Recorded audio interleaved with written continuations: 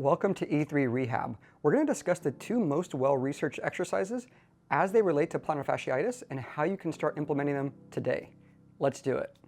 Before we tackle the exercises, there are three key concepts that we need to understand. The first being the diagnosis of plantar fasciitis itself. If you didn't watch it already, check out the quick 3-minute video I made on plantar fasciitis myths, where I talk about how it's not really an inflammatory condition, and therefore rest, ice, and simply taking medication isn't the best approach. Rather, we want to use more active strategies to address this condition. The second concept revolves around who gets this plantar heel pain, and it's generally more common in two distinct populations: runners, who actually have higher training volumes, and individuals who are a little bit more sedentary with a higher body mass index.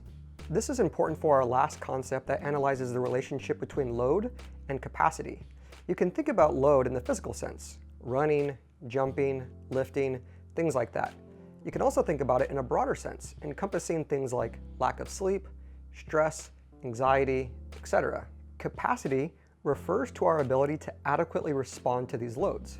So when we consider this plantar heel pain, we think about the load, the physical stress on the tissues or otherwise, exceeding our capacity to handle those loads, and this might be influenced by some of those other factors. So for the regular runner, their capacity might already be very high, so they might need to temporarily reduce their load or running mileage to a tolerable amount.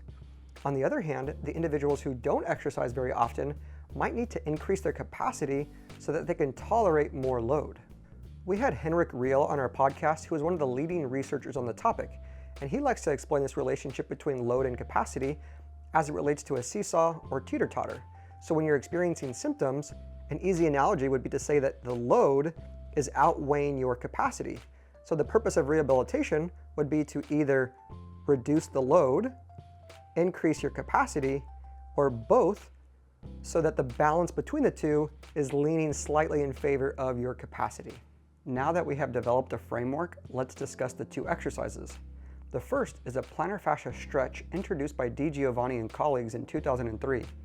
There are instructions to the participants, and you can perform this along with me as I talk, or to perform this exercise while sitting by crossing the affected leg over the unaffected leg.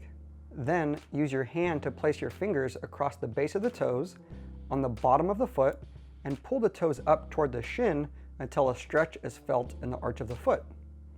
You can also palpate the tension in the plantar fascia to ensure that it's being done properly.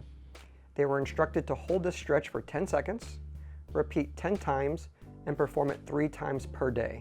This is a really easy exercise that you can do first thing in the morning before getting out of bed, usually when the pain is at its worst, or during any period of inactivity. One thing to note is that the stretch isn't actually lengthening the plantar fascia, as it's too strong of a tissue to be deformed by a simple stretch as this.